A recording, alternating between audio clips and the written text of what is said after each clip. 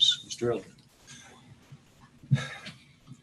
Most gracious Heavenly Father, we praise your name. We praise everything that you have done for this community, for this wonderful Ed Center. Dear Heavenly Father, we thank you with all our hearts. We pray that you will continue to watch over us, watch over the children, watch over the districts that we work with. Dear Heavenly Father, bless us, lead us, and guide us in everything that we do today for the children. For it is in your name and sake that we pray. Amen. Amen. Amen. Please stand. I pledge allegiance to the flag of the United States of America and to the republic for which it stands, one nation, under God, indivisible, with liberty and justice for all. Under the Texas flag, I pledge allegiance to thee, Texas, one state, under God, one and indivisible.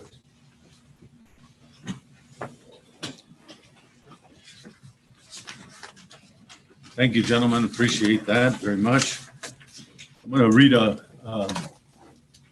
portion of our agenda, item G, just basically welcome, recognition, and special guests. We certainly appreciate that everyone is here, both virtually and in vivo, that you've taken time to be here. And so, just for the record, that the board has received certainly the packet that we are about to review over this agenda, and has had an ample opportunity to call and ask any questions of Dr. Aguirre and regarding the items on the agenda. It is the policy of the board that if members of the audience wish to address the board, that they must first sign the form at the entrance. Commentaries and/or questions are limited to the form section of the set agenda as provided for in board policy. Have we had anybody sign up to address the board? No, sir. Thank you very much. So we will go on to item I, which is our consent agenda. We have two items in our consent agenda today. We need one motion to cover both of these items. Item 5 is consideration and possible approval of the minutes of regular Board of Directors meeting of 7/30/2020. And item 6 is consideration and possible ratification of 3 budget amendments, which again, we've all had ample time to review. However, if anyone wishes to pull any one of these items, we can take them individually if you would like. However, if not, do I hear a motion? So moved. I have a motion to approve the Joe action Limon, items. Do I second. hear a second? Yes, Joe Limon, second.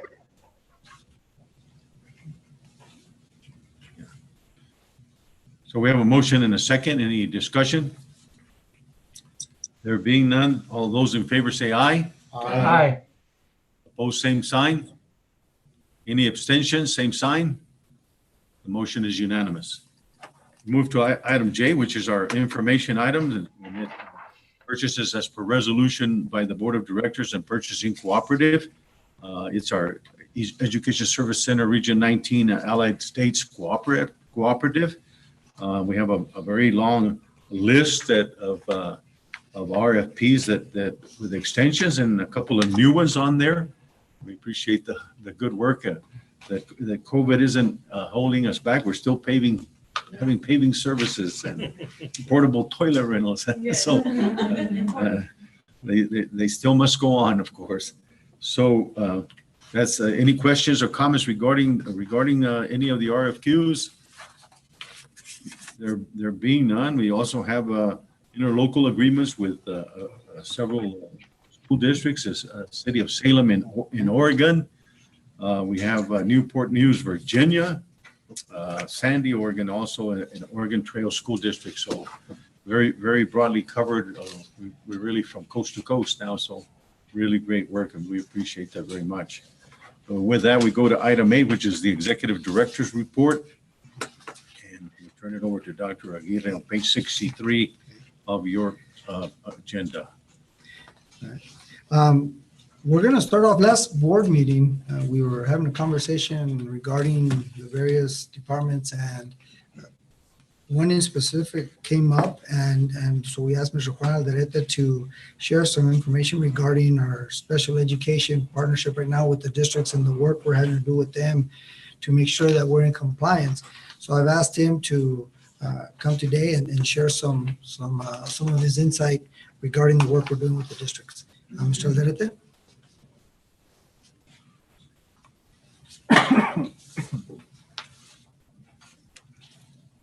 Good afternoon, Dr. Aguirre, Mr. Sobolewski, and ladies and gentlemen of the board. Thank you for the opportunity to be able to address you today regarding the information and the work that we're doing in reference to special education.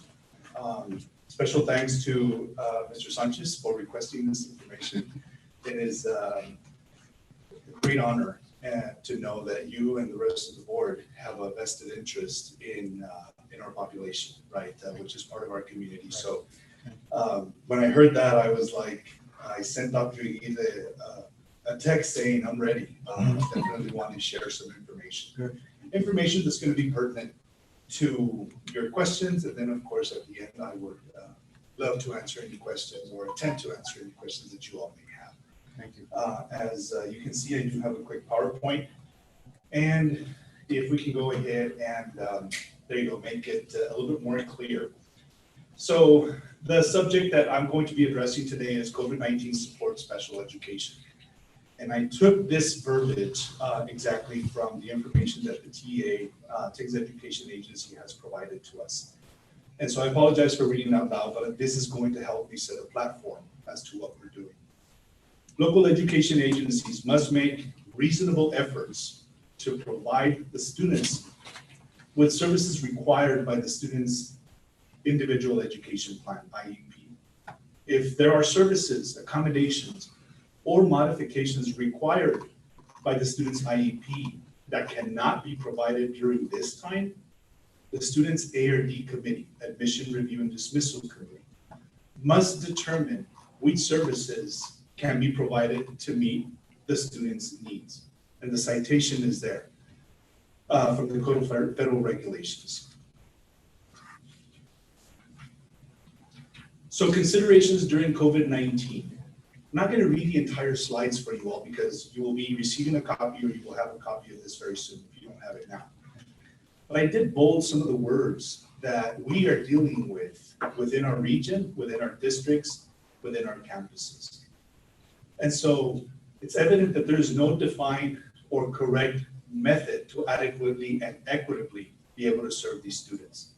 But as we noted on the first slide, we are going to have to find a way to do it. We are going to have to find a way to be able to provide these services to the students based on their individual education plan. So the LEAs need to be flexible and consider employing a variety of delivery options. There is no step-by-step book or instructions that are going to tell us this is how we need to do it. We all know this is unprecedented. We all know that we do have an IEP that holds us bound to that education of that child.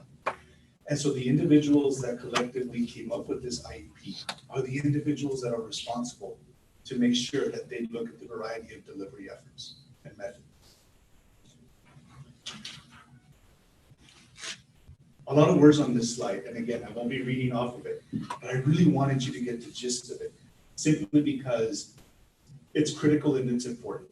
As I continue with the presentation, you will see that towards the end, I will show you or provide you a focus of what we're doing from Region 19 with the districts and the collaboration that we have. So, free appropriate public education, also known as FAPE, is one of the pillars under IDEA, under the protection that we have in this federal law. Bullet number 1 says, neither state nor federal law provides flexibility to LEAs in times of emergency.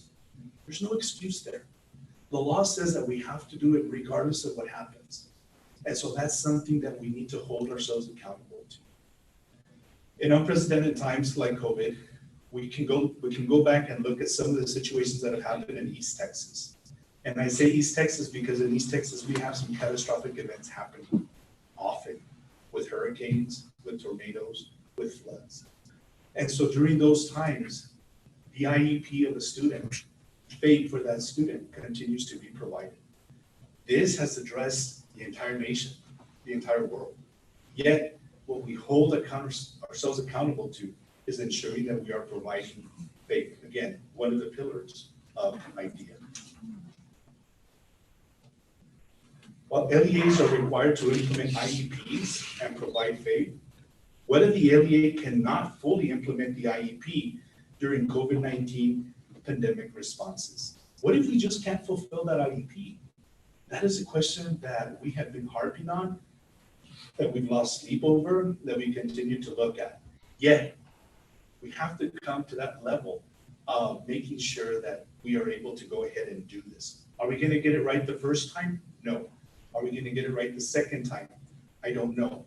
Are we gonna get it right the third time? Hopefully so. But just with that trajectory, that means that we're not giving up and saying, we can't do this, sorry, we'll just have to wait. We have to keep trying. Whether it's the fourth time, the fifth time, or the sixth time, we have to keep trying. So what the district should be doing? They should be documenting every single effort. Documentation is what's going to help us be able to determine if we're moving forward, if we've become stagnant, or if we're regressing. The second thing is knowing that we may not be able to provide the exact services minute by minute, hour by hour. There is a responsibility and an obligation that we have to make sure through our documentation that at some point we come back and provide compensatory services. Compensatory services is not summer school. Compensatory services is not extended year services. Compensatory services are services that are provided to the student that were not being able to be provided because of the situation that we're in. So in cases we are going to have to go back and provide those services to those students as it was required under the IEP. And the most important one, which is very personal to me, is having effective communication with families. Families entrust us in the school entities to be able to provide their children with the best education that we have. Because of the situation that we're in, if we're not able to provide certain components of the education, we need to be communicating with parents. I feel that through communication, honesty, and trust, parents will become understanding of what's going on. That is my hope. That is what keeps me focused. And that is what I share with the special education directors. If anything, it's that communication with the parents about how we're going to continue to move forward. And it's not going to be one of those, well, the time has gone by, so we forget about it. No. As indicated, compensatory services will be there to be able to provide and make up that time based on the student's needs as the year continues to move forward. So what are options for how LEAs provide a free appropriate public education to students with disabilities when a school goes to digital virtual learning platform for all these students?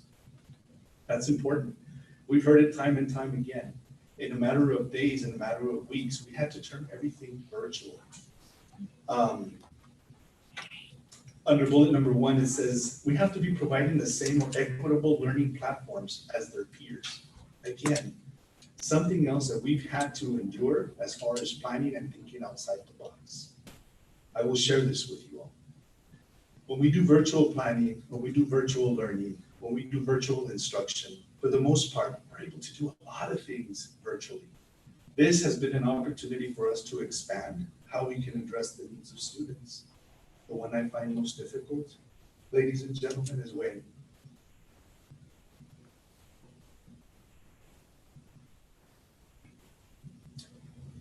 how do we address the needs of a child, excuse me, who is blind? Can we do it virtually? How can we help the parent? How can we help the student, the siblings? We have found ways to be able to do this through phone calls, being able to go ahead and provide parents opportunities and guidance through this, and this is something that we continue to struggle. That is a hard task. But yet, we tried it the first time, we'll try it the second time, the third and the fourth, and we won't give up. This time, the Students A&D Committee must determine which services can provide to meet students' needs. Again, we're being held by the law that we have to find a way. Just don't give up in trying to do that. Changes in services and accommodations may be made through the IEP amendment process. So So it's an opportunity for us to continue to use that process and be changing that IEP as needed to accommodate the student, not to accommodate the system. And then the last bullet is LEA should consider how current accommodations and modifications are provided in a physical classroom setting and what this would look like in a virtual environment. So although we do have exceptions, although we do have to think outside the box, we always want to hold our expectations to be the same as non-stable peers, because that also taps into making sure that we are providing instruction in the least restrictive environment where our students need to have an opportunity to be in. So what are we doing? 3 areas of focus. One of those is we need to make sure that there's equity needs for students with disabilities. That is something that we continue to talk to districts through their process, through their procedures, and of course, through a lot of information and technical assistance that we need to provide and continue to provide to the teachers. LEA should provide proactive and ongoing communication with parents. It comes up again. The ones that can bring it to our attention, the ones that can take it to a due process hearing, the ones that can take it to court, take us to court is the parents. And I think that only happens when we miss out on opportunities to be able to work with them as partners. When school resumes, ARD committees should address student-specific needs resulting from the closure. Discussions of compensatory education and extended school year services are made on a case-by-case basis. Remember, we work off of an individual education plan.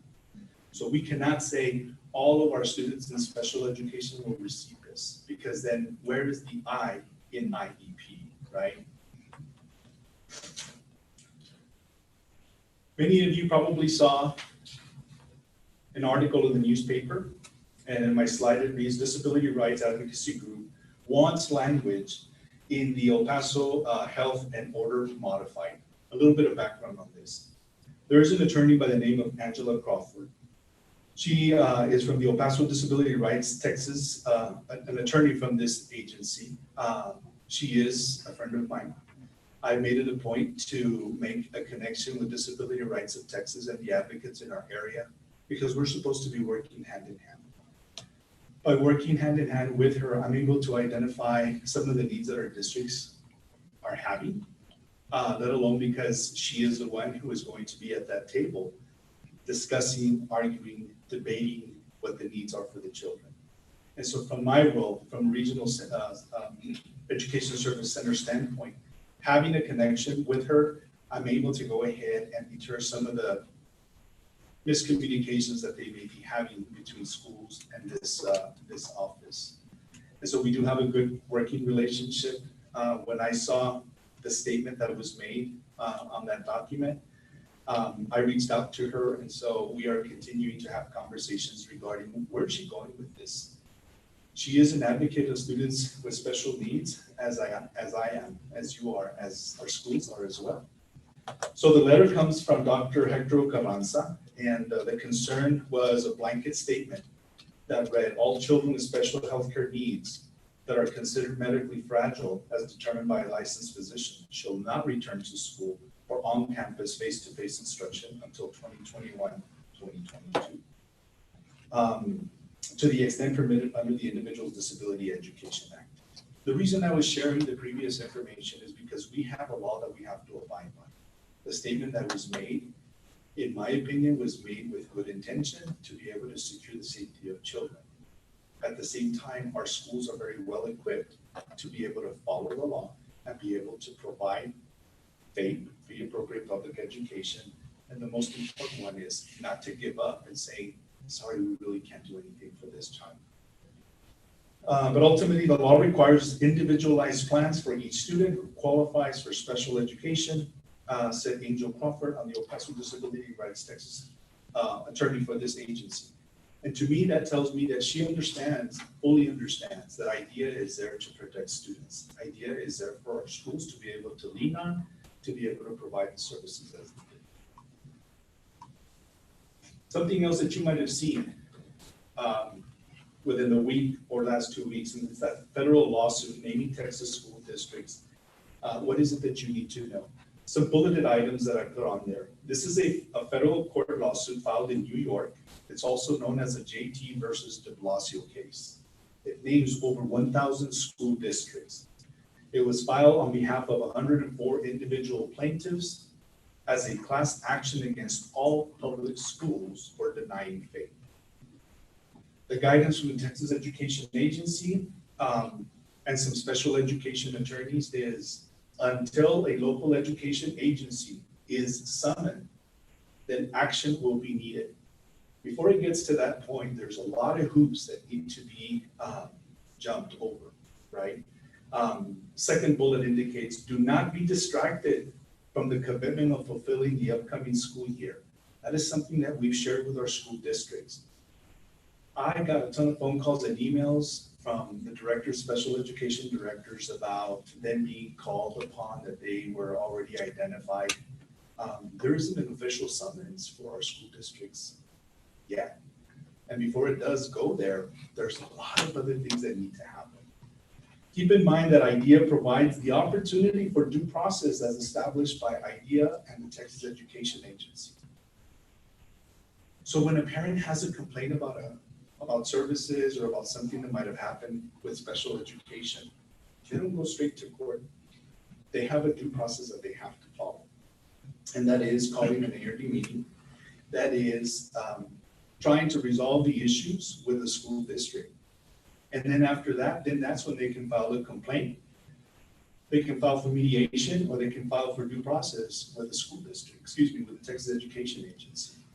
It is until then that a parent can actually take up this case up into a different court system. IDEA explicitly requires that parents must exhaust these remedies before filing. Hello? Hello? Mr. Limon. Yes, Mr. Limon. How are you?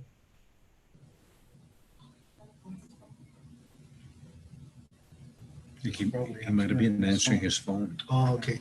Thank you. So LEA action, simple as this: at minimum, notify the school district insurance carrier on the lawsuit. They already know. And if summoned, then ensure discussion with insurance and your legal counsel. So at this point, yes, it is in the headlines. Yes, it is something to look at. Is this something that's tomorrow? Not necessarily. They still have a different Let me system. look at my phone. Mr. On my calendar. Mr. Limon, Yes, sir. Yes, hold on.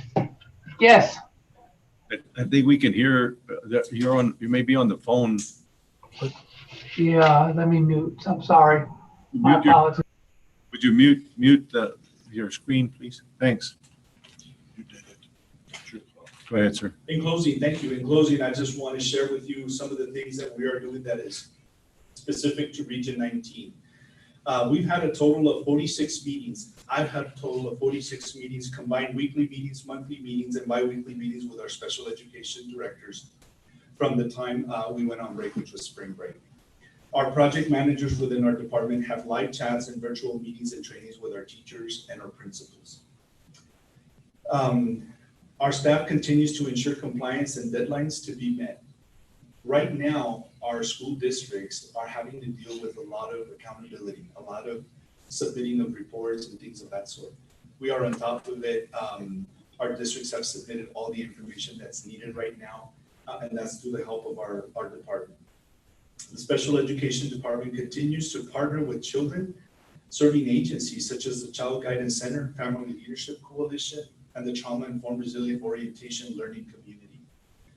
That's just to name a few. And then we have a direct connection with Disability Rights of Texas, as I mentioned earlier. There's a direct connection with Charter Administration regarding city and county communication. And that's thanks to Dr. Aguirre has provided us the opportunity and the means to be able to reach out to our charter, in addition to our daycare centers and private nonprofits. And then the other one is a variety of ongoing online virtual trainings and conferences. To close, I'd like to go ahead and share some of the things that we're not only just doing for our students with special needs, our families, but also for our teachers. And if I could have Jose, please click on the second link. In this video, you'll see an upcoming event that we're going to be having, and this is a little message from our keynote speaker. Thank you.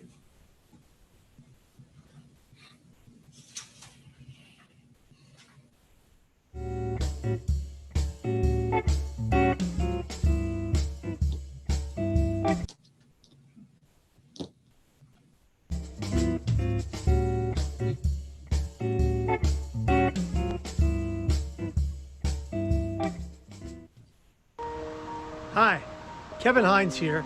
I wanted to take this opportunity to personally invite you to the 4th annual Mental Health in Schools virtual conference here at the Education Service Center Region 19 in El Paso.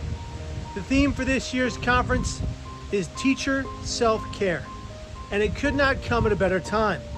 School personnel across the region are doing all they can to provide the best education for the children and families of El Paso, while at the same time making sure that everyone's health and safety are a top priority. Because of this, it has never been more important for educators to make sure that they are taking care of their own mental health and wellness.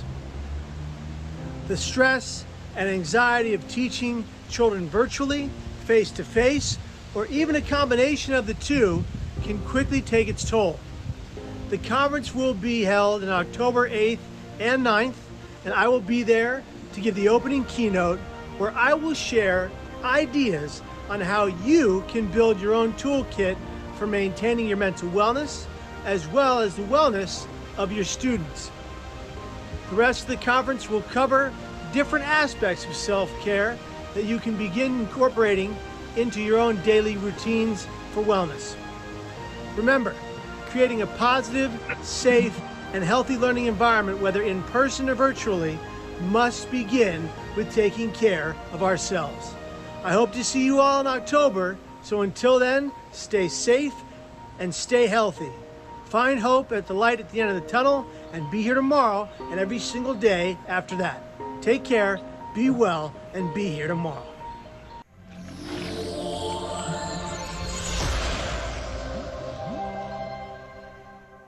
Thank you, Jose. With that, I'd like to close this conversation, this dialogue, this presentation. Before I do, I apologize for my moment, but I think you understand where I'm coming from. At this point, I'd like to entertain any questions that you may have. Any questions?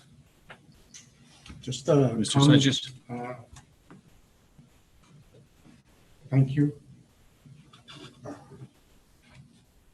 So it's a very touchy situation, and our kids need all the attention that we can give them. And I think from your presentation, I'm glad the region is doing the right thing. Thank you so much. Thank you. I have a comment as well. Thank you so much for that. Have we considered also extending wellness classes to our teachers and employees through a virtual space?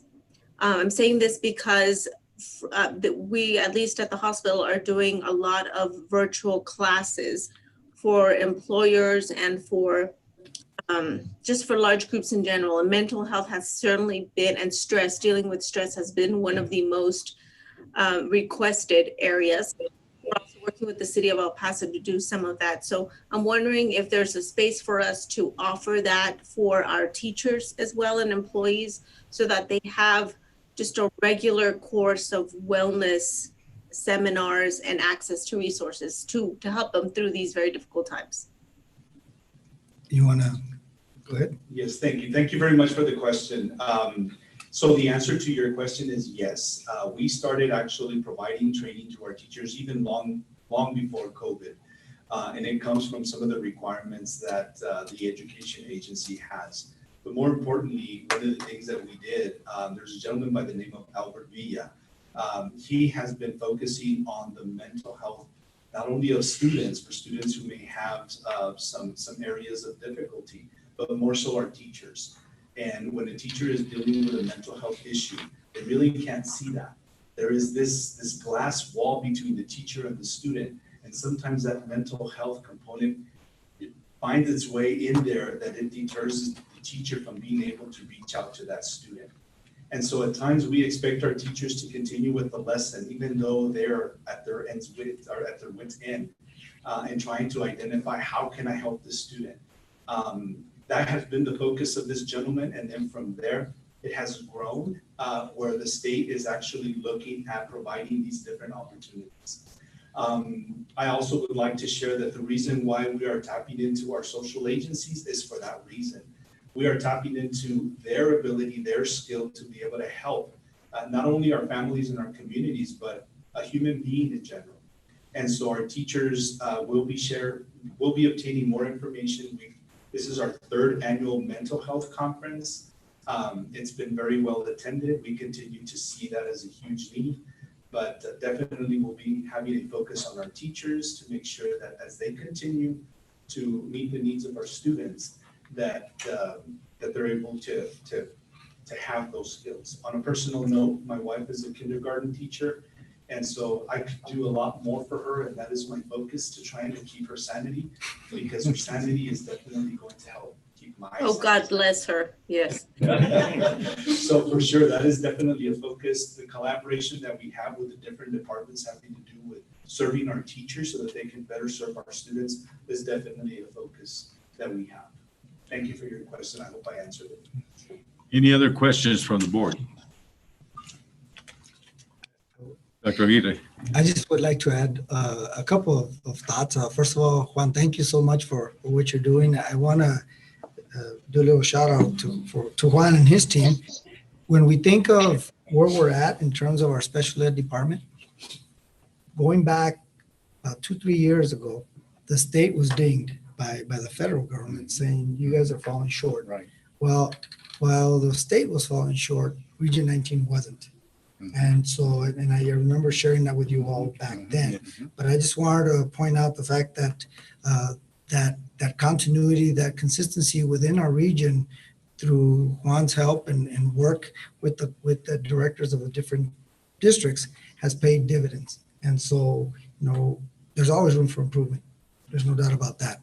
But the fact that our mindset is in the right place, there's no doubt about that either. Yes. So, Juan, thank you for what you've done there. Appreciate it. Thank you for your presentation. We appreciate your work, and we look forward to all the continued work and focus, as Dr. Aguirre mentioned, that we kind of set the tone for the rest of the state. So we appreciate your leadership. Thank you very much. Good afternoon. Thank you. That moves us to the ESC 19 construction. Yes, sir.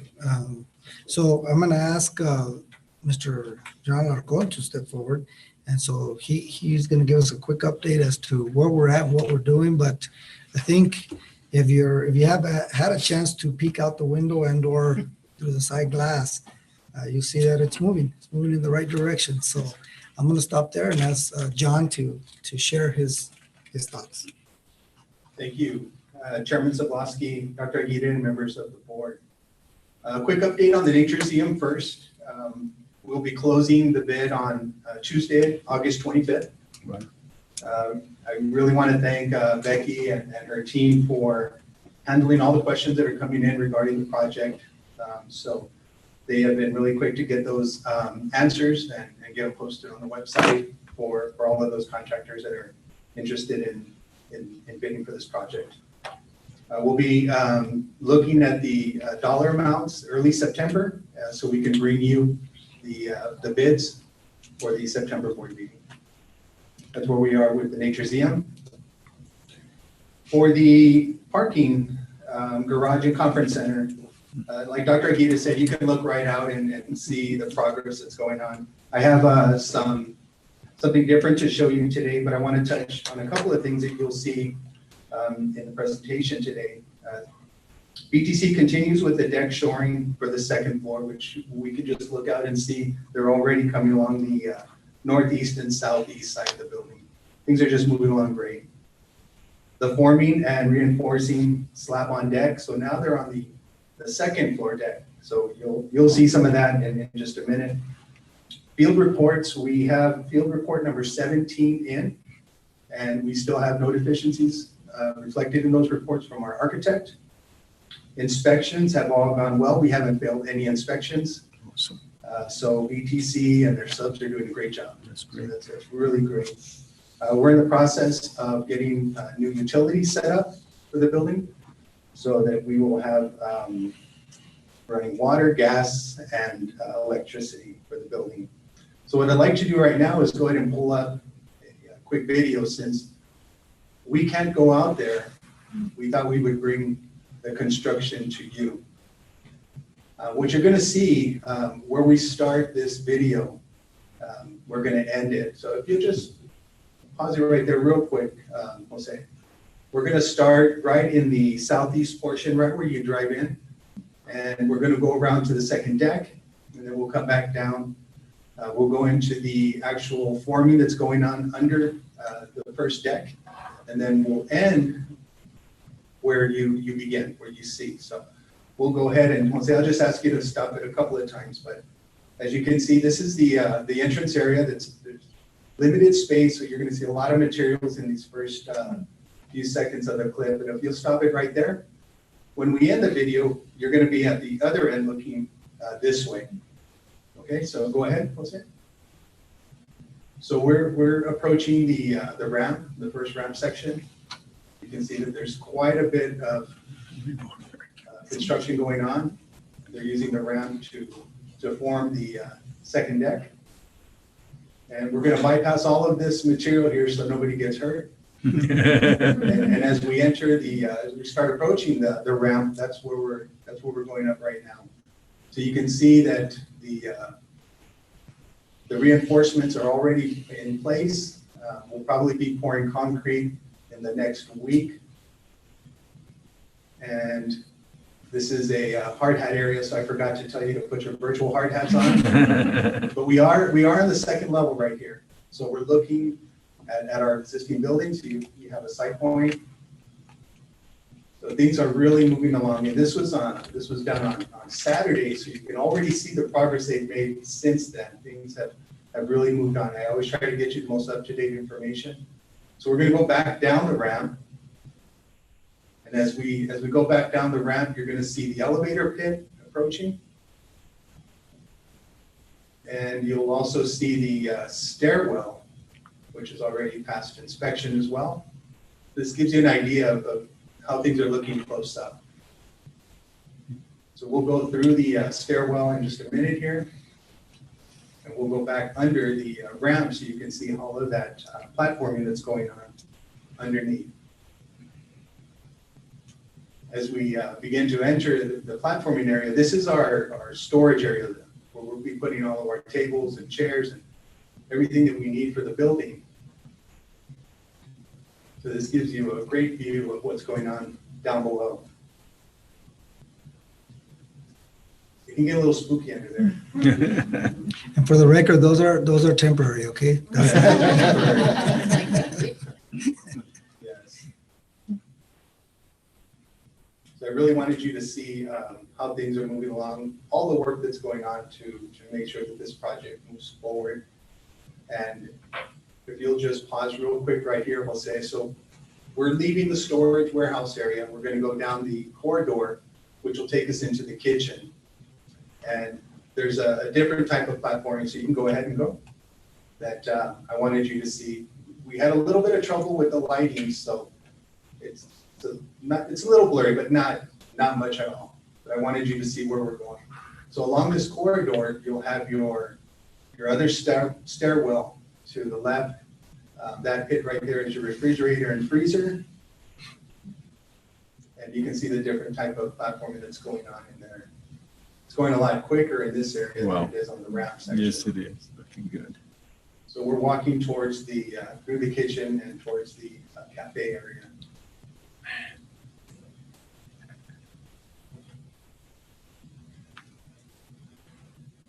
As we're reaching the end, there's another stairwell at the end. So what we're looking at is we're directly across to where we began. You're looking at your private parking below, probably for the board members, right on that first deck. And we're gonna end the video right here. And of course, look at the, keep our eye on the prize. This is what we're ultimately looking at doing. And I really want to thank Mr.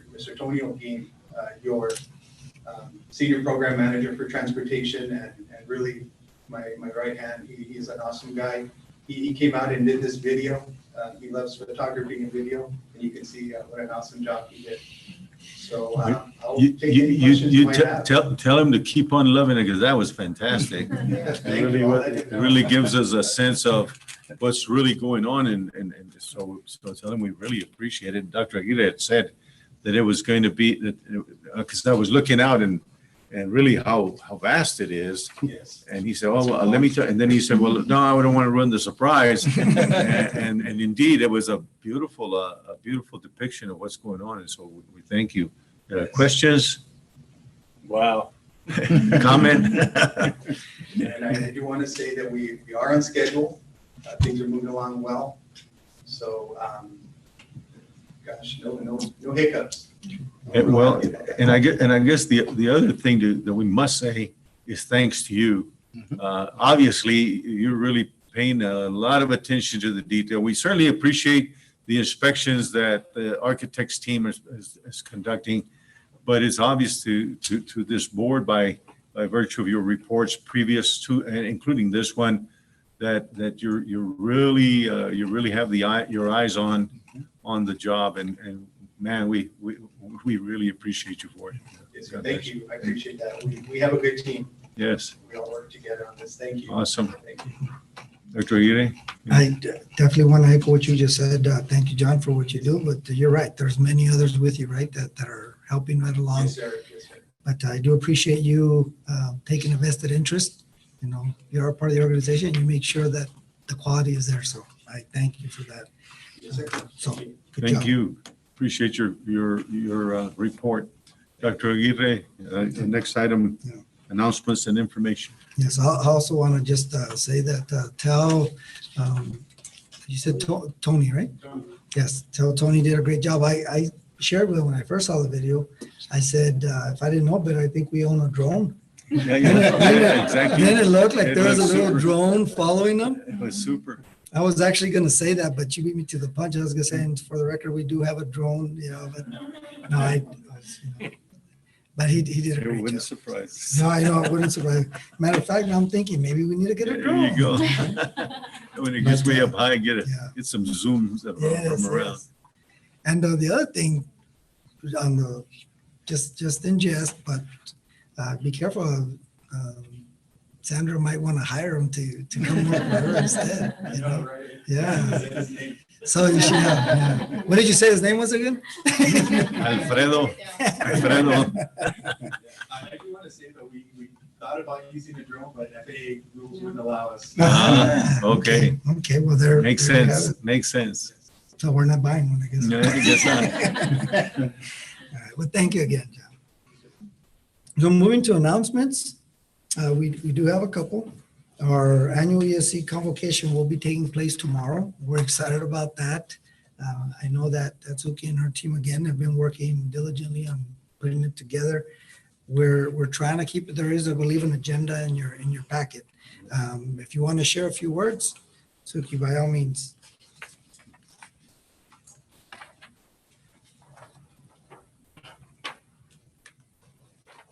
Good afternoon. Afternoon. Mr. Sobolowski, for chair, and members of the board, and those that are with us virtually as well. I'm just sitting there feeling so proud today of course, our leader, Dr. Aguirre, and then my colleagues, you know, all of them, and, you know, Mr. Alarcon, aside from this, you know, the Nature Museum and everything else that he does for our Head Start program. I mean, you should visit some of our centers and all the wonderful things that he's doing for our children. And I'm just so amazed and so proud that he's my team member, but as well as everybody else. And, you know, Ms. Becky, thank you so much. But so focus on the convocation, right? I'm just filled with pride, that's all. ESC 19 pride, that's what it is. So yes, please join us tomorrow for our 2021 convocation. As Dr. Aguirre mentioned, it's really a coming together effort of many people. Ms. Sandra here has been so critical to all the wonderful things that we will be able to experience virtually tomorrow, as we did for the Teacher of the Year. So I want to also publicly thank her for all her work and focus on this project. And so for tomorrow, what we can anticipate is starting at 8:30. The invitation and the agenda has been sent out to all our employees. All our employees are now aware, they have the agenda. We will open up, I will open up the session, and then we'll have a pledge of allegiance by our Head Start children, right? It would be remiss for us not to have them there. They're the purpose of why we do what we do. And then we will have an invocation and moment of silence presented to us by Mr. Manuel Aldaco, who is one of our professional development consultants. And then we will then move on and proceed to our official welcome by Dr. Aguirre. And at that time, he will also present a special recognition to, of course, you, our board of directors. And so I won't spoil the surprise either, right? So it's a special recognition for you. And then at about 9 o'clock, right, and of course our agenda is always flexible, but at about 9 o'clock, we do anticipate beginning with the employee recognitions. And so the service awards have been distributed to all the Head Start centers, to all the locations, to all the employees. And so all the ESC 19 directors are, all of us are going to use our voices to announce the awardees, right? The service awards. And so, and to include our retirees. Unfortunately, we have 7 that are going to go on to a different journey. Okay, so we'll recognize them too. And then at about 9:30 or so, Dr. Aguirre will provide us with a keynote presentation to all of us. And so that'll happen at that time. We should conclude our convocation at about 10 o'clock. And then from 10 to 11:30, all our staff who has been pre-advised and aware of what happens next, which is the required training. As you can see, we will have the ESC 19 standards of conduct, safety in the workplace, harassment in the workplace, IDEA, and civil rights training. And so they will log on to the Blackboard if they haven't already, and do the required training up until 11:30. We'll have lunch, special meeting here with the professionals, and then department meetings from 2 to 4:30 to conclude our day.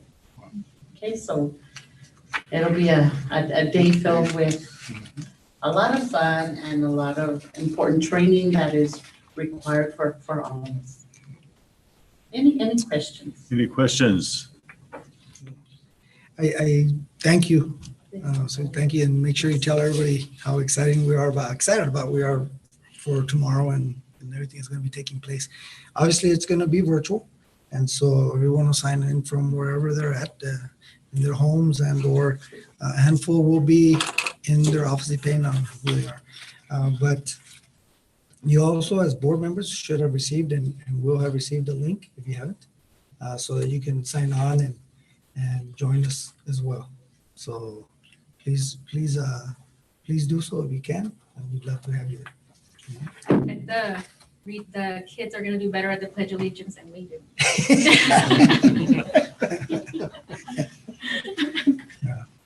No comments. But thank you. So then we also have the TASB. It's going to be a virtual convention, and we do have a handful of you who've already signed up. Mr. Soblaski, Mr. Sanchez, Mr. Limon, Ms. Ramirez, and Ms. Becker. So if anyone hasn't, I believe there's still time to do so. And so if that's the case, let Araceli know, and we'll make sure and take care of that. Okay? Thank you. And that concludes the announcements. So we move on then to item 10, which is on page 65. And really, well, I'll turn it over to you, Doug.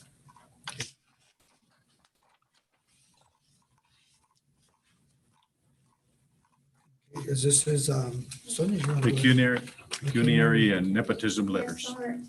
Annually, our auditors request that the board sign and certify that you are in compliance and with the pecuniary and nepotism laws for the organization. So we have provided them in the agenda, and we will need signatures from each and every one of you. For those that are not in attendance, we will schedule to meet and obtain signature from them. Right, so before you leave today, Yes. when we adjourn, we'll have to have several signatures from everyone that's present, and then we'll send it out to the rest of the board that's virtually attending the meeting as well. Well, actually, everybody has to sign it anyway. So anyone who is or is not attending, we'll still send it to them for their signature.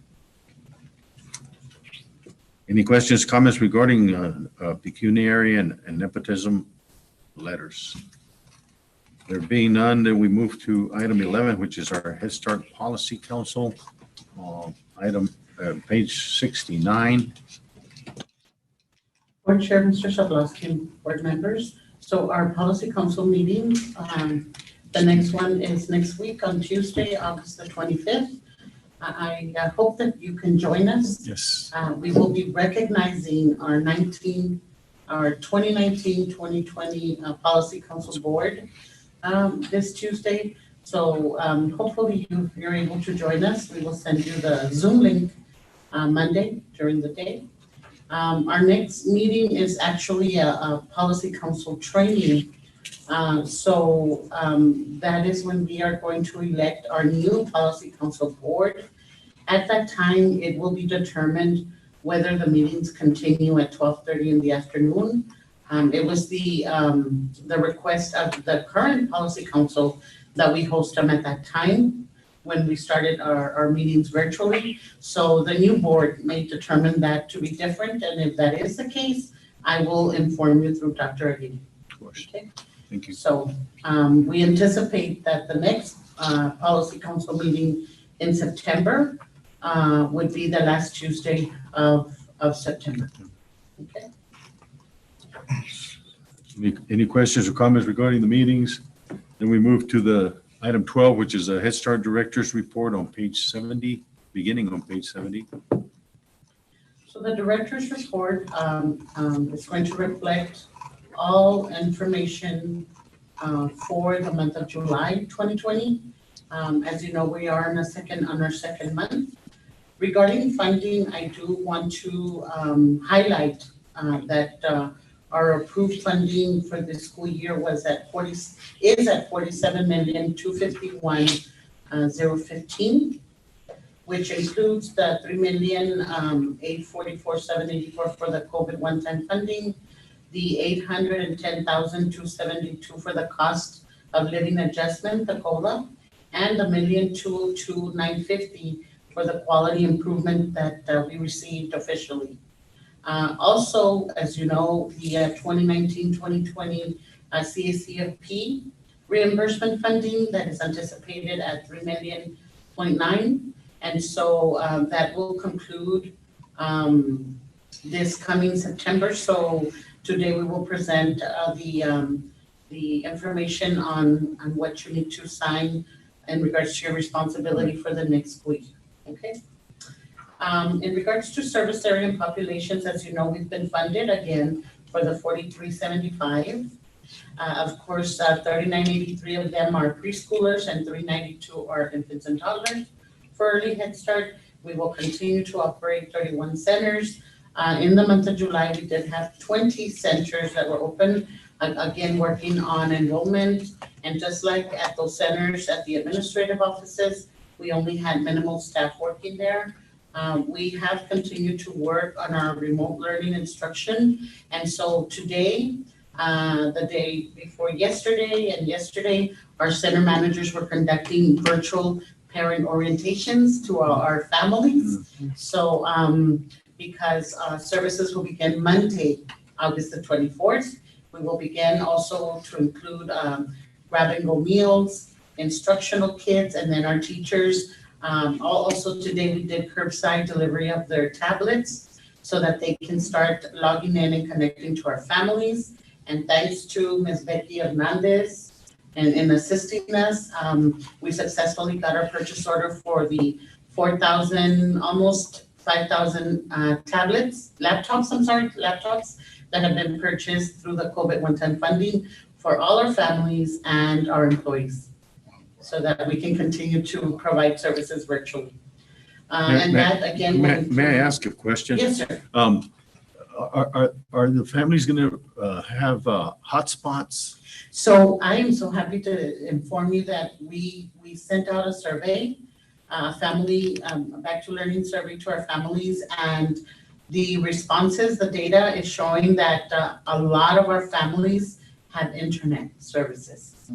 So we will be able to purchase hotspots for those that do not, but I'm very happy to say, I believe the number was up in the 90s of our families telling us that they Percent, you mean percent, 90%? 90%, I'm sorry, yes, Okay. 90% of our families, and it was a high number of our families letting us know, because that was one of the questions, that they had internet services, but those that do not, we will purchase hotspots for them. So was this number, that's 90% of the total number of parents, or was it of those responding to the survey? Of those that have so far responded to the survey, and our survey, our survey is still up, and we will bring it down the last day of August. But to his point though, I see. No, where but you're- I see what you're asking about. Yes, because if they don't have internet, then they don't even know where the survey is, unless it's a hard copy survey or a phone call survey for those who haven't. So a very good point. And beyond that point, I've noticed that the schools that are in session, they've had some hotspots for the kids, but especially in the rural areas, they're having great difficulty in signing on and staying on. They lose connectivity, and so anyway, for consideration, I guess we can learn from the challenges that other folks are having, and maybe even converse with some of the superintendents in the valley, in the Cotton Valley area, and I would assume that also in Sierra Blanca and Fort Hancock, Dale City, those areas are obviously quite remote, and it's challenging at best. So anyway, I just add that information. Yes, sir, and I will make note of that to make sure that as our family service workers are reaching out to our families through phone calls, that because we're obtaining that as well through them, that we also, but again, we are, to answer your question, we will be providing hotspots, but I certainly will reach out to our superintendents Yes. to learn from the struggles or challenges that they're facing, just, to ensure that, we have the best transition that we can have for our families out in our Hudspeth area. Yes, sir. That is noted. Thank you. I sure will. I'm sorry. You might want to contact Dell Telephone. They have a tremendous co-op out there that blankets all of Hudspeth County. Satellite phones almost. You can, they've got a system, and they're tremendous. So Dell Yes, sir. Telephone. Thank you. We certainly will do that. We've made a note of it and we will follow up. Yes, sir. Thank you, Chair. Absolutely. Thank you. On the next page of the report, Ms. Eubank will present to you shortly the financial report. It will also include any expenditures for the Early Head Start credit card. The summaries, you will find those under Appendix A of this report for the month of July. It will reflect all the different activities that the service areas worked on in preparation for our first day of instruction. The enrollment and attendance is as follows. You will find that under Appendix D. And so for Early Head Start, our enrollment currently, as of this past week, we were at 355, indicating we still have 37 slots currently available. But I must mention that those are for students that are gonna transition into the classrooms. And once they do that, then we're able to bring in the younger children to fill the slots, okay? To fill up to the 392. In regards to Head Start enrollment data, we are at 2613. So we do have 1,370 slots currently available.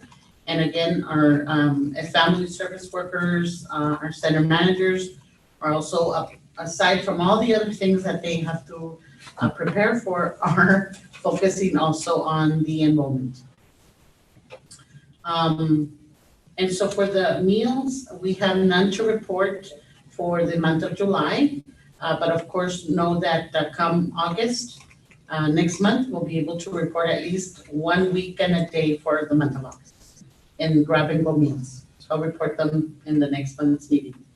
Regarding any challenges or informational items that I would share with you, our Socorro calendar staff began or came back to work rather on July the 15th. Of course, a lot of them are came back to pre-service training virtually from home. And then some of them came back to the centers, as I stated earlier, to focus on enrollment. And then, of course, all staff has now come back. All traditional staff, if you will, came back on August the 11th. And all of last week was spent on pre-service training that they must receive.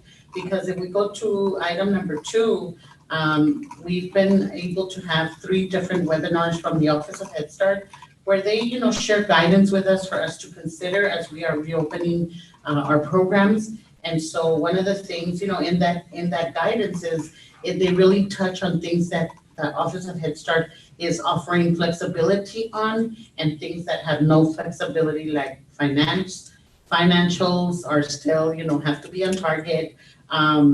Professional development is another one where there's no negotiation. We must ensure that our staff have the required training before we provide services to our families. And so that's why tomorrow is a culmination of those mandatory trainings for our staff, because we begin services come Monday. And although they're virtual, again, it's just looking differently on how we provide the service, but we are up and running come Monday. And that will conclude my director's report. Any questions? Any questions or comments regarding the Head Start report? Thank you so much. Have an exciting year. Yeah, if I could just quickly Yes, add, sir. I know that, when we talk about the districts having to figure out what to do with their students throughout the region, keep in mind that our Head Start program has to do it. I feel like that Fred Astaire where Ginger Rogers does the same thing, but in high heels and backwards. Well, in this case, while they're dealing with one district, Head Start Region 19 is dealing with 12. And so they're having to jump through 12 different hoops to get it going. So great job, and let the staff know, and definitely we'll point that out tomorrow, but let them know that we appreciate everything they're doing.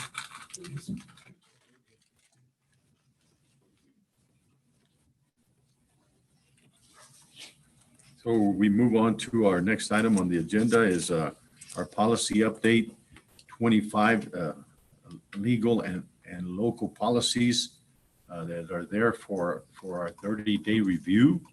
So we encourage everyone, there's about 300 pages worth.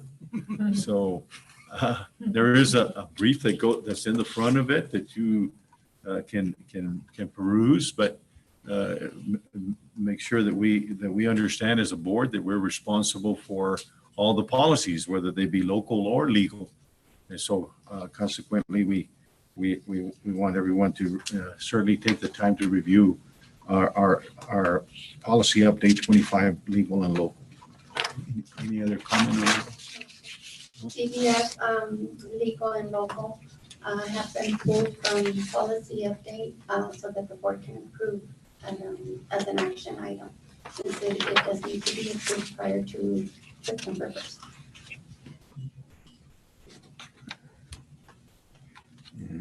See, we have item number 19, right? Yes, sir. It's actually, will be a resolution that we have to Yes. approve.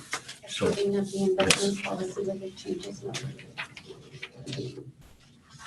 And we'll do that when we get to that particular item, but we'll go on to, any questions on the update?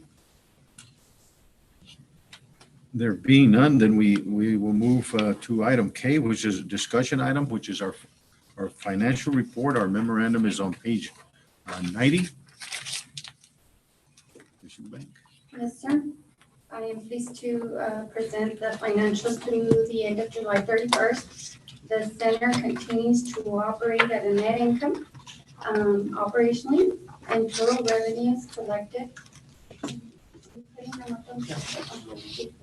can see. Can you say so we can share the screen? It's something on our computer.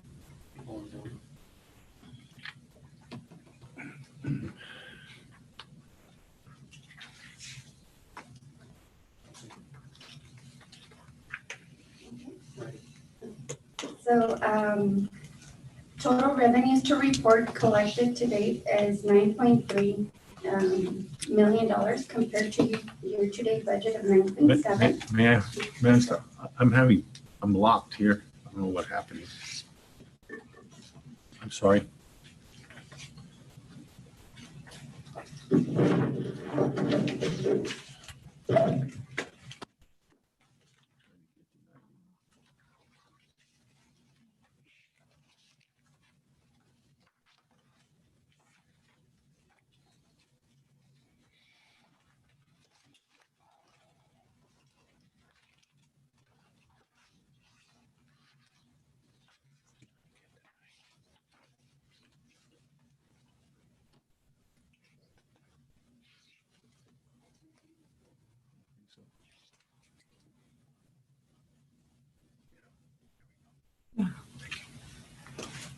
Thank you. Please proceed. Comparing revenues to budget, we're showing a negative variance of $429,000.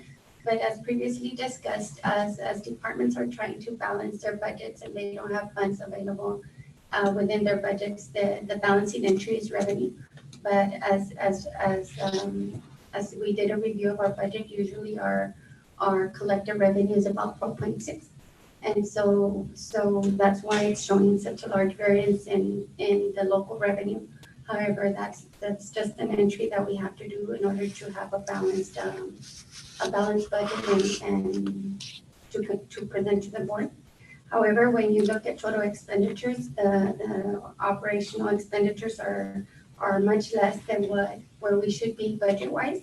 So we have expended $7.5 million. With total year-to-date budget, we would be at 9.9. So we have a positive variance of 2.3 million, which shows that we have expended much less, by 2 million than what we anticipated. So that is great for the service center.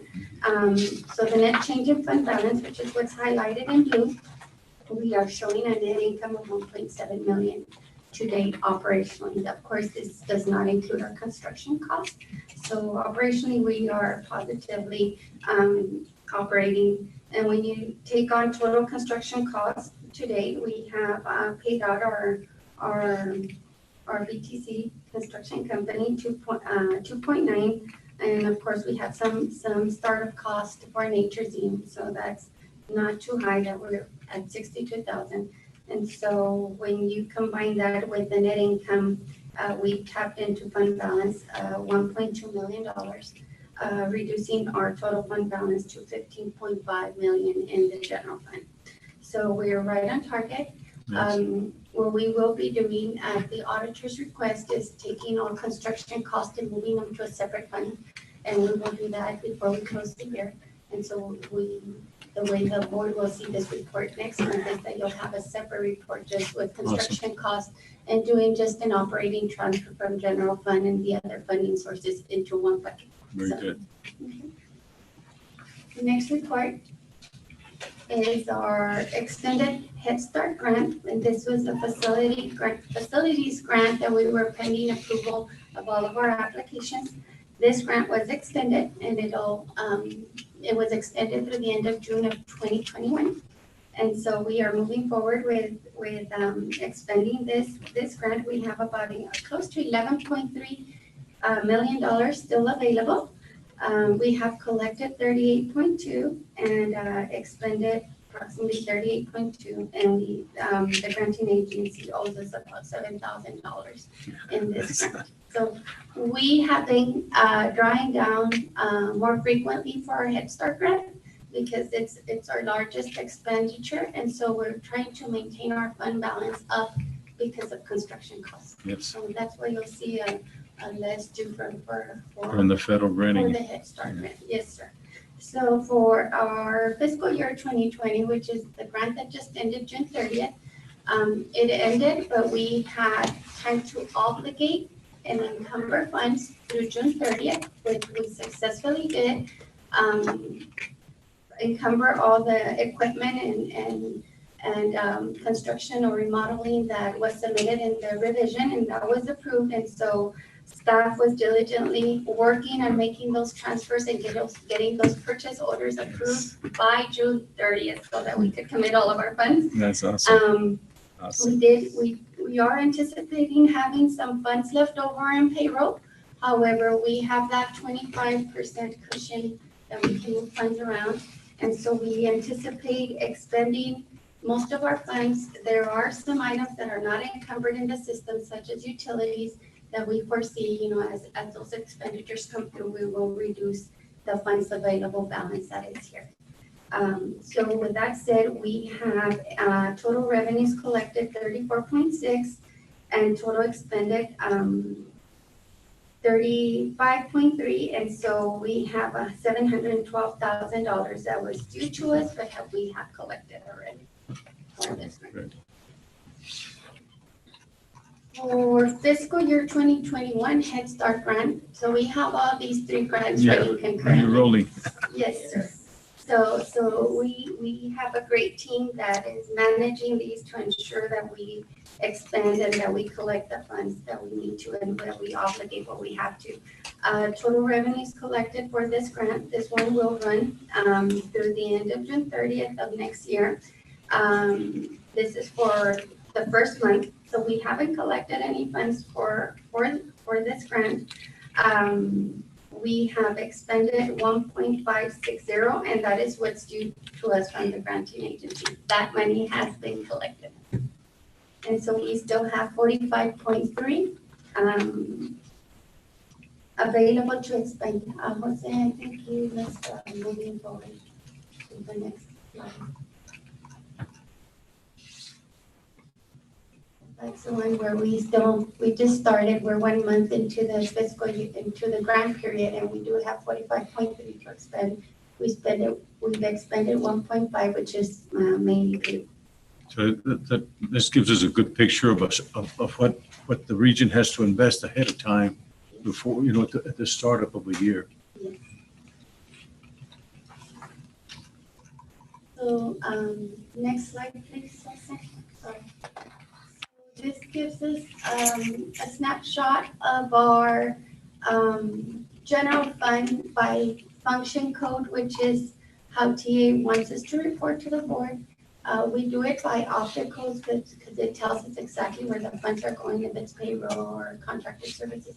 But we are expending our funds mostly in curriculum and administration. 2.8 million is towards professional development for our school districts, assisting them, and then of course administrative costs and running the organization, which is like your administration would be the executive director, our financial services, HR, technology, those departments. Very good.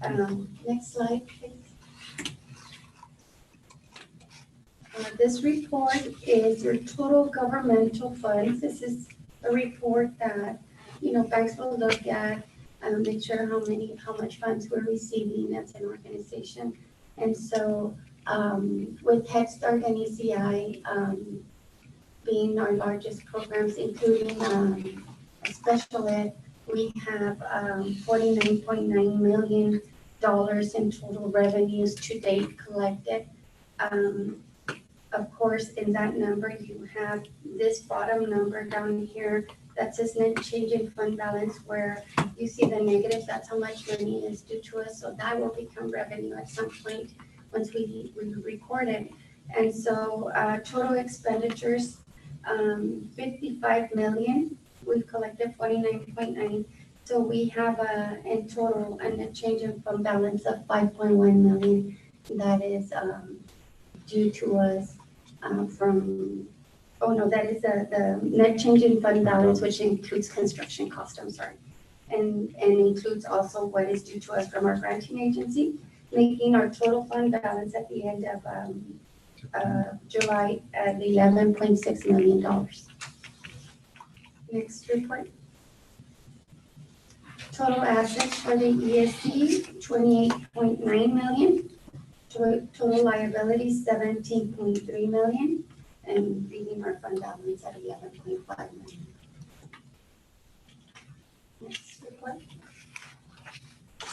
For our proprietary funds, which is like our business activities, our total enterprise fund has collected revenues of $2 million, and we have total operating expenses of close to 1.2 million, giving us a net income of 817,000, increasing our existing fund balance to 9,600,000. For our internal service fund, which is where we're capturing some of our construction costs as well, total revenues collected 1.6. We have total expenditures of 2.9. 1.5 of that 2.9 is construction costs. And so we have a net loss for this fund of 1.3, tapping into fund balance. And so bringing down our fund balance for this fund program to 4.7 million. Next report, balance sheet for proprietary funds, total assets at 4.7. I'm sorry, for enterprise is 9.6, 4.7 for internal service funds, and then total liabilities 32,000 and 27,000 respectively, and then fund balance, as mentioned before, 9.6 and 4.7. And then following is the internal service fund in more detail and our credit card activities. And this concludes the finance report. Any questions or comments regarding the financial report? Just thumbs up. Still, it's certainly awesome to be part of the organization whose financials look as awesome as these. And thank you all, you and all of your team for what you all do. Obviously, we had a presentation on special ed and the where our heart belongs. But our heart can't keep on ticking if the money's not in the bank. And so we just appreciate, that, it's a collaborative team effort. Everything has to happen. And financial is obviously what these, we just talked about, that 1.5 million that's the startup cost for a year for Head Start. That's got to be an initial investment from this agency. And if we didn't have that, thanks to your fine work, we wouldn't have it to start. So where would we be? So, wow, what an awesome, the picture today has been beautiful, from, special ed to the finances to how we even get through finance, be able to start up our Head Start program. And so it's just an awesome report. Any comments from anyone else? Yes, sir. Anyone else on the board? How do we compare to the other regions? Well, I think the star behind us kind of says who we are. Although I know that their hearts are in the right place and they're doing everything that they can do. I just have to say that in talking to other folks from other regions and the urgency in their voices, the anxiety that I can read from how they converse is not present here. I mean, first and foremost, the good Lord is taking care of us. And the stars are right there. And then, we of course have been provided with folks who do just a magnificent job. Leader who doesn't wait for things to happen. but plans for things to happen. And then does a great job of selling it to the rest of the team. And so we're just in a good place, and thank the good Lord for all of you. So We appreciate your comments and thank you, Sonia, as always. Good job. And so that brings us to our action items. Item number 15, and I like to take a roll call of who is with us in terms of the board, so that as we vote, we know we have evidence of for our records of who's here. And I guess I don't see Pat Ramirez. No, she was calling She was joined by Zoom first, and then she called. She was on a phone call to Zoom, and she just hung up like 5 seconds ago. Oh, Okay. The only one who's missing. All right. So we would say that Pat Ramirez went off. Okay. All right. Is there anything? She just hung up. She didn't say. She disconnected, so I saw her disconnect, but she was connected as of 30 seconds ago. Okay. Would you do us let's take about well, I don't know how quickly you might try to connect with her. Is it possible? Yes, sir. Just so that we have given, I don't know why she fell off, right? And we're gonna want to give her an opportunity to certainly participate in all the voting. This is all of our action items.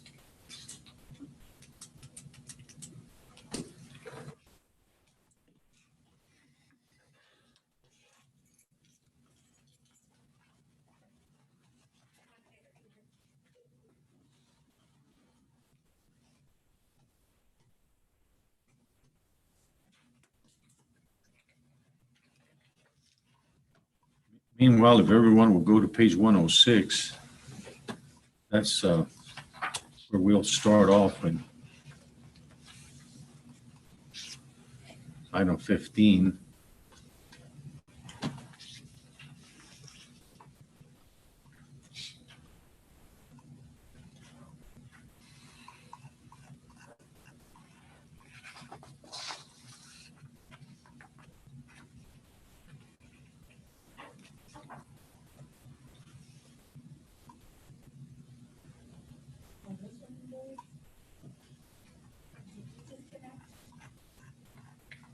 Okay.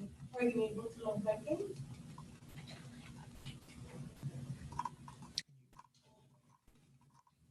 Okay. Yes. Okay, thank you. Okay. She's going to log back in. She's going to log back in. She's logging back in. okay.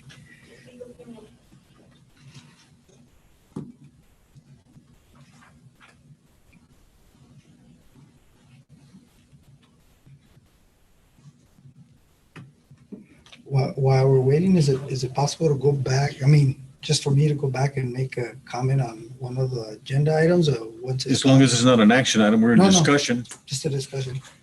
So I. Just tell us what item. Well, it has to do with, it actually was brought up by Melodia, and so I just wanted to add to that, because I did see Jose kind of raise his hand, and I didn't know if he wanted to say something, but I will share that aside from Albert and the special ed department and their team, and working diligently with the mental health and anguish and all that, there too, we were one step ahead of the state, because prior to the state actually implementing that as something that they actually would pay for, we had already hired Albert. So we were one step ahead, and so by the time that happened, we were just moving right along. So just wanted to throw that out there, because I thought it was another piece of critical information. So Ms. Ramirez, are you there?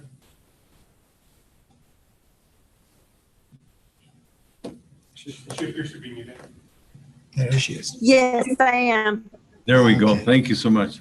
All right, so we're on item 15, which are our action items.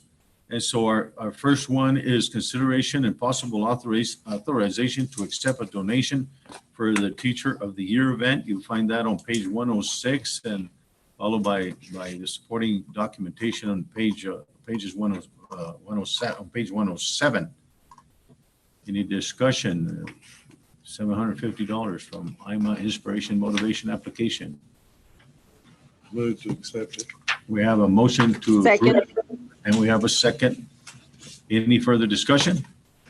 All those in favor say aye. Aye. Aye. Opposed, same sign. Any abstentions? Motion carries unanimously. Move to item 16, which is consideration and possible approval for ESC Region 19 to delete inventory costing $500 or greater as scrap. You'll find that on page 10, beginning on page 108 is the memorandum. And following pages have the documentation of the items. Any discussion on this item? Move to accept. We have a motion to approve. Do I hear a second? Second. You said 500. Second. $1,000? $5,000. $5,000. There was a motion and a second. Get it? Did you get it? Okay, any further discussion? All those in favor say aye. Aye. Aye. Opposed, same sign. Aye. Opposed, same sign. Any abstentions? The motion is unanimous. We'll go to item 17, which is on page 111. Consideration and possible approval of an extension for an additional year for RFQ number 20-7353 Financial Advisor Services, ESC 19. Any discussion? Do I hear a motion? Move to approve? We have a motion to approve. Do I hear a second? So moved. Second.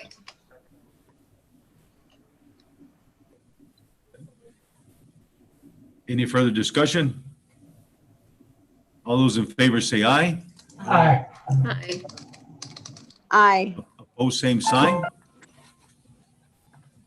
Any abstentions? The motion is unanimous. Item 18, consideration and possible approval of employee pay plan policy, board policy and administrative procedure guide revisions for 2020, 2021. That was a little bit long. And of course, we've had this for a week and it's on page 114 to 147. Is there any discussion on this item? Do I hear a motion? So Motion. moved. We have a motion. Do I- You got him? Motion and a second. Any further discussion? All those in favor say aye. Aye. Aye. Opposed, same sign. Any abstentions? The motion is unanimous. This item is consideration and possible, item 19, consideration and possible adoption of legal local policy CBF revenue source in investments. And this one is a resolution.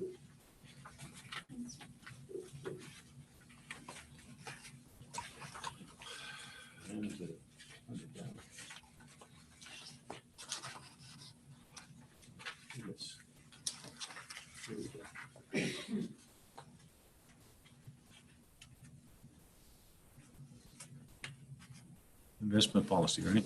So this is a resolution that you will be voting on.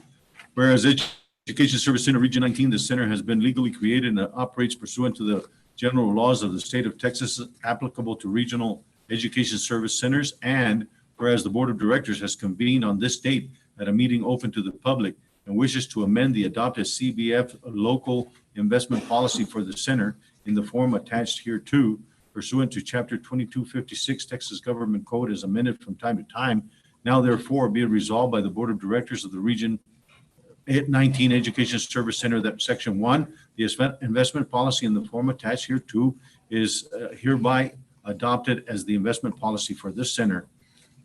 To Section 2, the provisions of this resolution shall be effective as of the date of adoption and shall remain in effect until modified by action of the Board of Directors.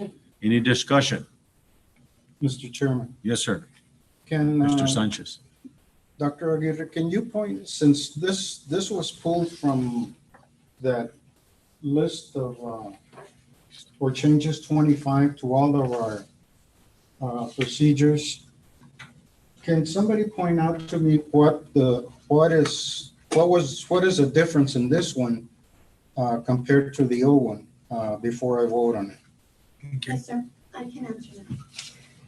The legally, they've added as an investment option pledge revenue, which is on page 150 of your board agenda. And they added the changes to repurchase agreements that they need to be fully collateralized. And they're allowing for commercial people to be part of the investment options that local agencies have now as investment options. But wasn't the agency funds removed from this one compared to the old one? It doesn't say agency funds were removed. Let me see. It's on the summary page. When you find it, will you tell us what page that is? Yes, sir.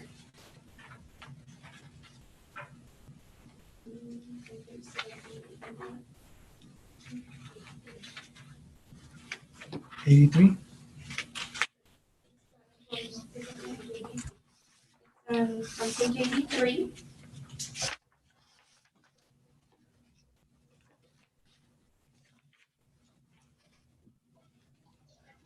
It says the policy revisions authorize investment of pledge revenue to the extent allowed by law.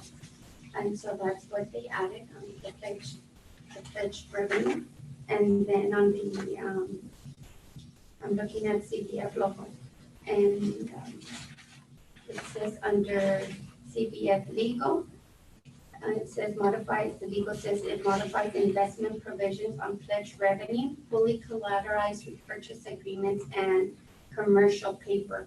It also modifies the requirements for investment pools that uses amortized costs, but they did not remove agency fund investments in agency funds on this investment policy. So I don't have the old policy with me, but looking through them, I saw where on page 2 of this new policy, page 2 where it says operating funds. In the old one, it had agency funds, but this one has nothing. It goes on to custodial funds. But then again, like you said, there's nothing on this one. So was it just left out inadvertently, or? It was probably left off inadvertently, but right now we're not investing in agency funds. So if we can approve as presented, as we're not investing our excess funds in any agency funds.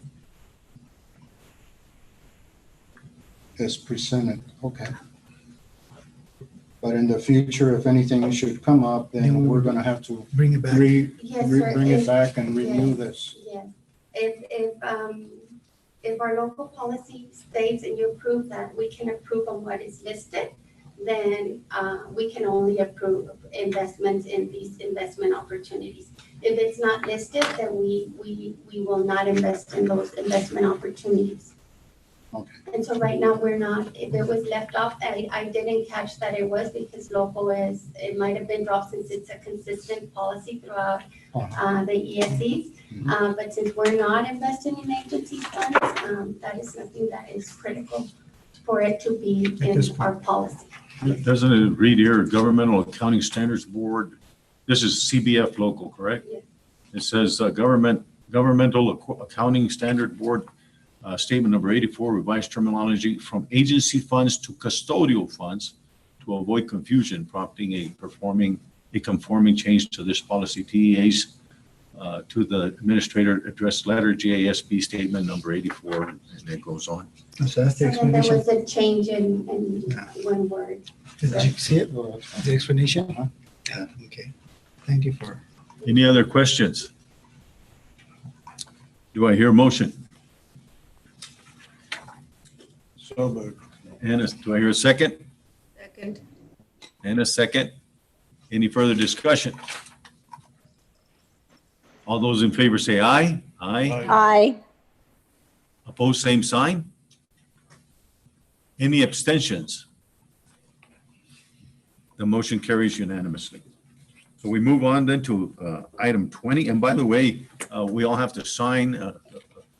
Is this the one we have to The sign? resolution, no, just. The resolution. Just the board Yeah. member and. Oh, yeah, just, it'll be John and myself.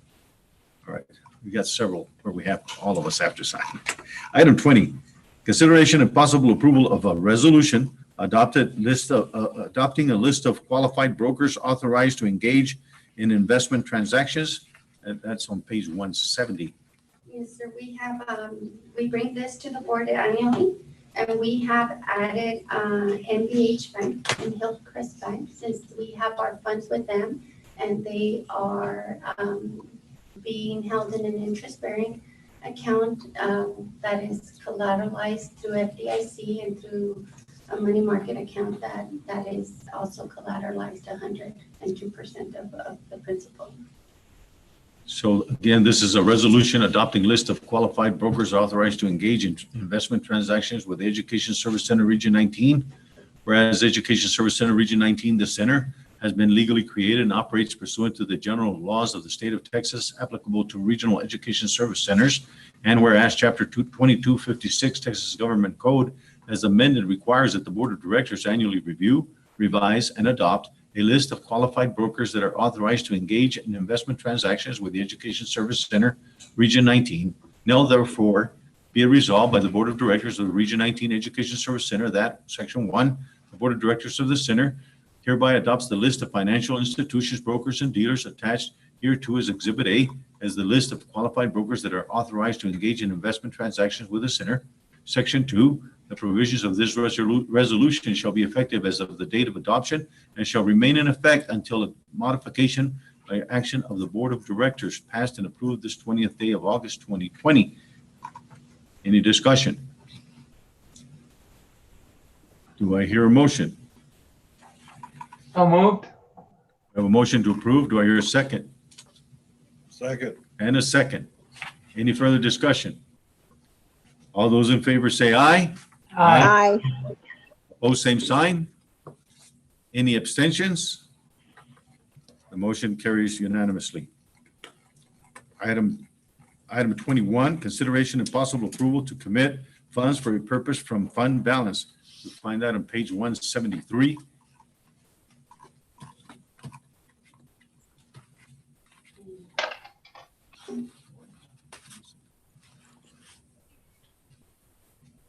Members of the board, we're asking for your approval to commit funds for the purposes of restricting fund balance for the projects listed. Dollar values will be brought to the board at our next board meeting.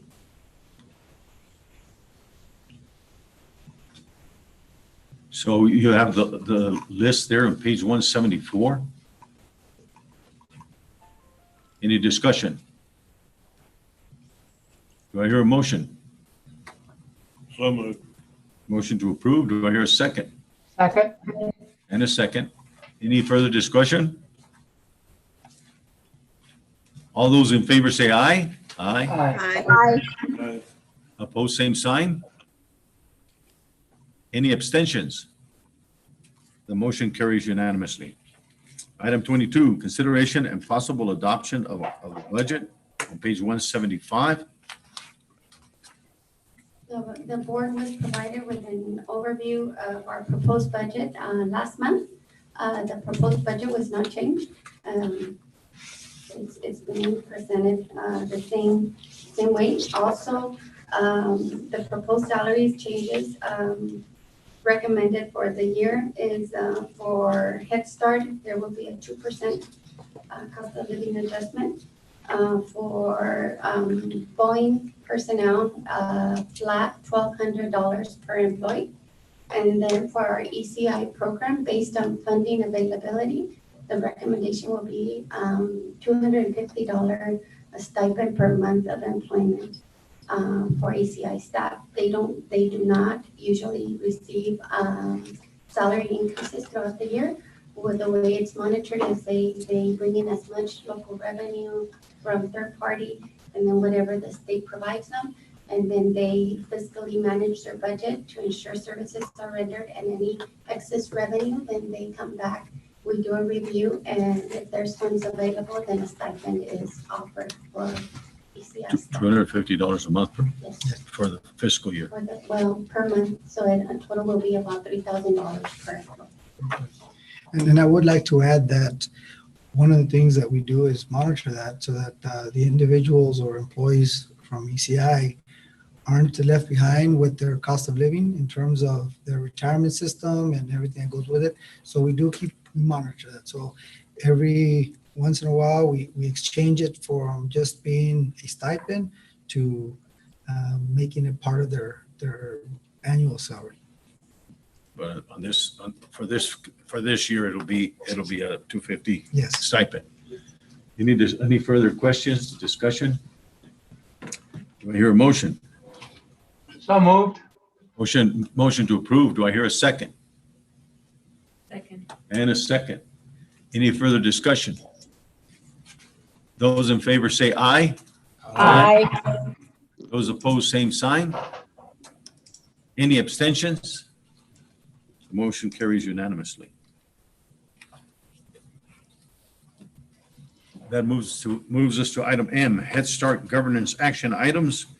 Consideration of possible approval of governing action items for the Head Start program, pages 176.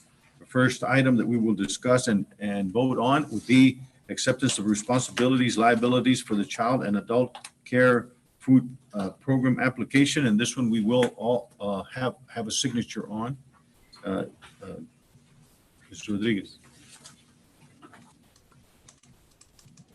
Board Chair, Mr. Sobolowski, and board members, on behalf of the Head Start program, I bring before you the acceptance of responsibility and liabilities in order for us to continue to receive reimbursement from the Child and Adult Care Food Program. As you know, this is a federal food program that provides nutritional meals that are prepared and served to all our Head Start and early Head Start participants. And so as per regulations, the Board of Directors must accept the responsibilities and liabilities and approve by signing the forms that have been provided individually by each of the governing body members. And so my understanding is each one has received a form individually that they must sign. Yes, sir. And then we have a collective form that also everyone must sign. So if you will look in your packets, there should be a form for you to sign that's individual for you. We also are passing along the board table the form that we all have to sign collectively, which you basically see on the screen. Yes, sir. So on the first one, it's the your name, full name of the board member, home mailing address, telephone number, and date of birth. We promise not to disclose valuable information. And then your signature and the date of the signature, which is today, August 20th of 2020. On the collective form, basically you are aware that we will submit the CACFP application, the provision of the daily food service that will be done in preparation for children and parent volunteers. I mean, at this point, due to COVID, we might not have those parent volunteers, but of course, when parents go and obtain a grab-and-go meal, we could also get those reimbursed. The operation of full-service kitchens, which we have 13 of those, and making sure that we adhere to the guidelines for CACFP and the health department. The development and oversight of claims for reimbursement, which we do on a monthly basis, as well as expenditures, and the supervision of the program for the staff that is funded through CACFP. We have several kitchen staff and other staff that is funded through CACFP, and of course, ensuring that we comply with all regulations. And so this is the collective form that you see up on the screen. And so to formalize, we'll take this acceptance of responsibilities, liabilities for the child and adult care food protection application. Do I hear a motion to approve?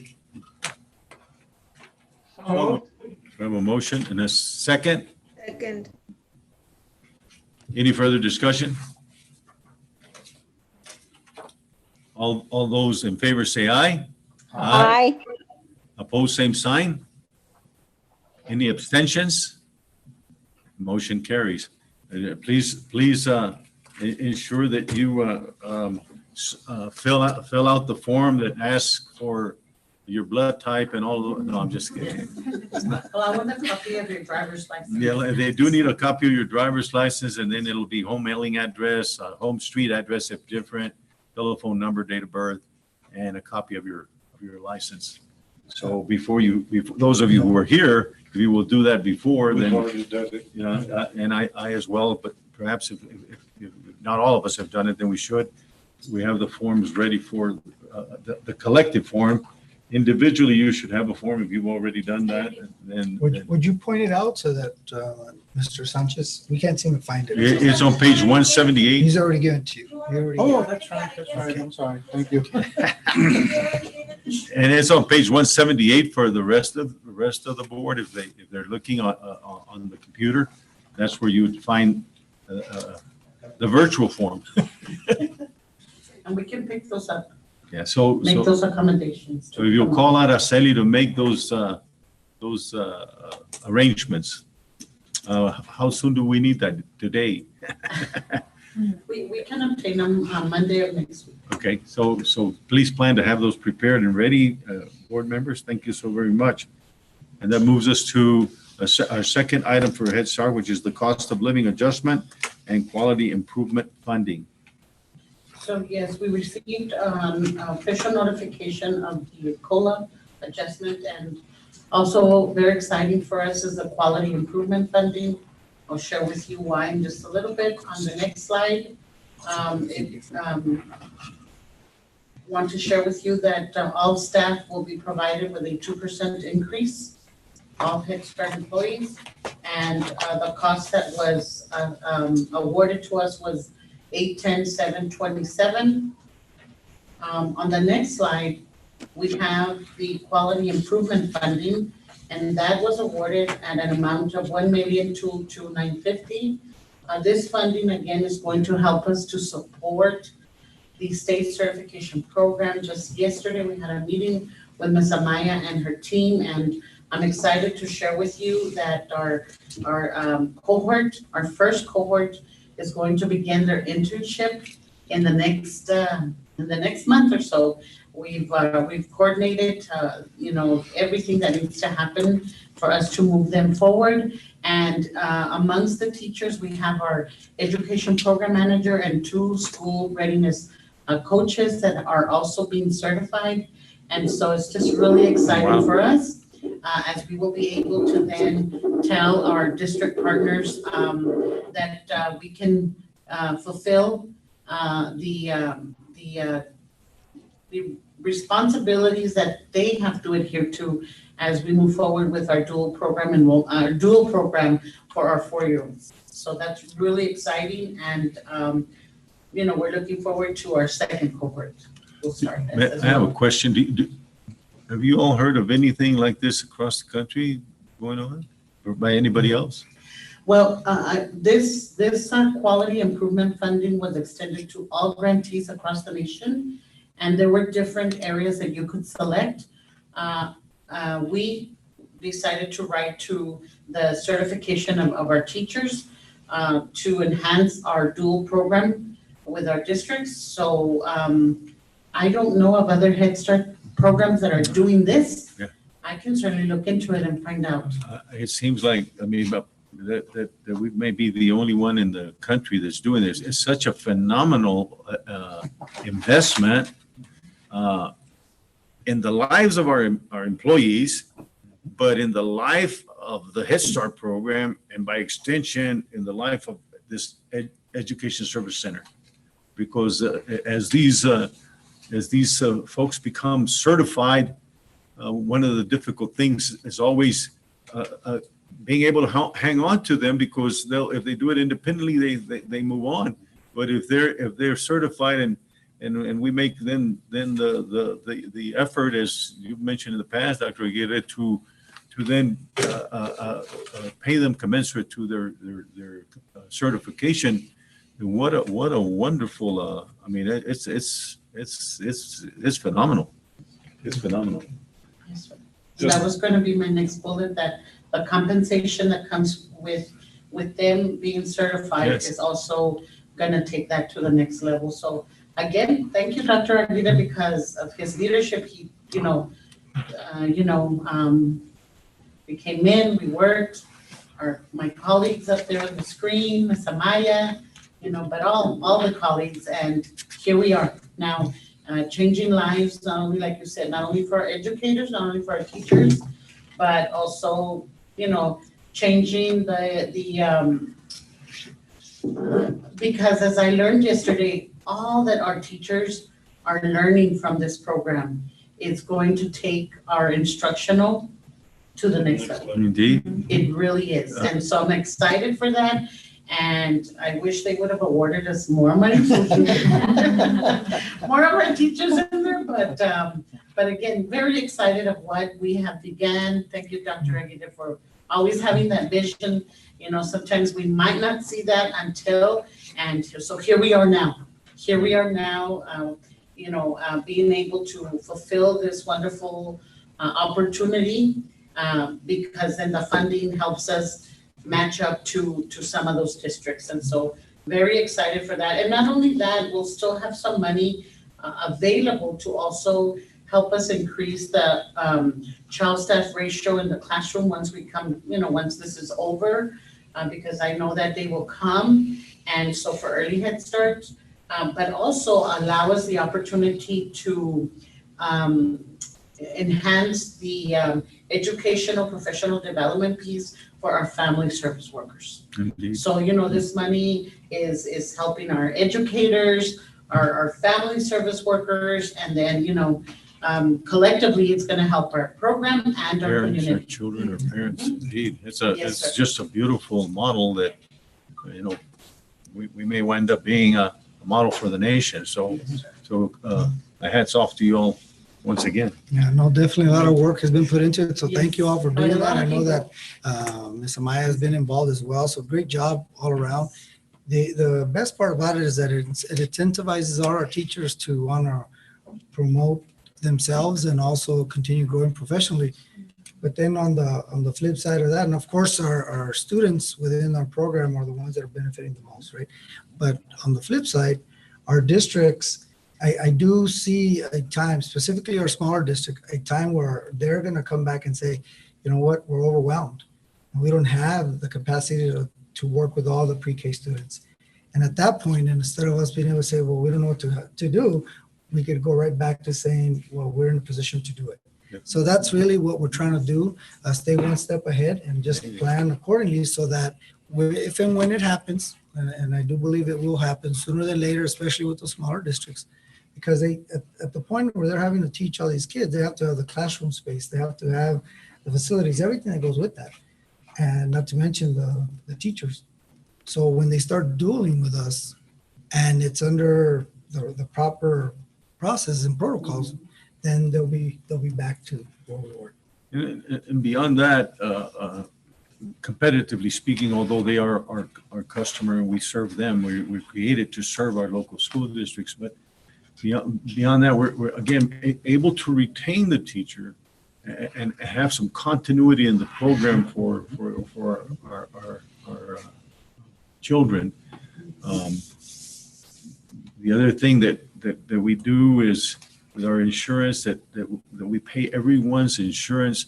I mean, I have a couple of daughters who are teachers, and their insurance is astronomical. So, I mean, that alone will give us a big retention as in tandem with the increase. Enough said by me, anyway. Anyone else? We have two things kind of tied into this one item or two sources, two funding opportunities here. And so I'd like to separate it into two motions, if we may. And so the first motion would be about the cost of living adjustment, where we have funds totaling $810,727. Do I hear a motion for Head Start? Do I hear a motion? So moved. We have a motion by Fred Sanchez and a second by Joe Limon. Any further discussion? All those in favor say aye. Aye. Opposed, same sign. Any abstentions? The motion is unanimous. And then we have quality improvement funds for a total amount of $1,202,950. So move. We have a motion by Fred Sanchez. Do I hear a second? Second. And a second by Joe Limon. Joe Limon. Any further discussion? There being none, all those in favor say aye. Aye. Aye. Those opposed, same sign. Any abstentions? Then the motion is unanimous. Or, Thank you so much. thank you. Thank you for all your hard work. That's really phenomenal. Appreciate you. So we don't have a closed session necessary unless someone has something that out of what is listed here, that we would go into a closed session. Does anyone wish to go to closed session for any of these items? No. There being no requests, we jump all the way to Q, which is comments and requests for information from the Board of Directors. Does anyone have any questions or requests for information? There being none, then our next meeting is scheduled for Thursday, September 17th, 2020 at 3 p.m. right here in this room. And anything else, any other business? There being none, our meeting stands adjourned at 4:13. Thank you all for being here. And What do we say? Hasta la bye-bye. Thank you, everyone. Hey, David, I already signed all those forms yesterday. thank you, sir. God bless you all. Appreciate you. Have a great weekend. You all do the same. Hey, say. Hi, Joe. Hey, Joe, I heard your name last night a lot of times.